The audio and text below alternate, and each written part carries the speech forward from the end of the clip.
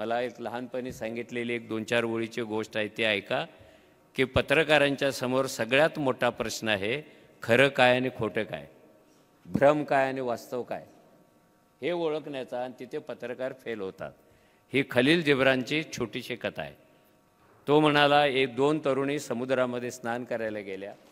त्या दोघी स्नान करून बाहेर आल्या. पहिली मुलगी आली, ती अतिशय सुंदर होती. तिचं नाव सुंदरी होतं. तिनं घाई गडबडीत आपले कपडे घातले, ती निघून गेली. दुसरी पोरगी आली, ती कुरूप होती. तिचं नाव आगली होतं, कुरूपता होती, काळी होतं. तिने कपडे घातले, पण ते सुंदर पोरीचे कपडे होते आणि सुंदर पोरगी कुरूप पोरगीचे कपडे घालून गेली.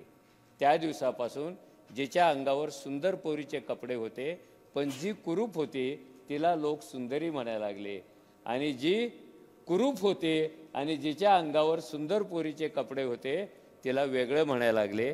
या फरकातून आपल्याला प्रवास करायचा आहे. आपल्याला मी शुभेच्छा देतो.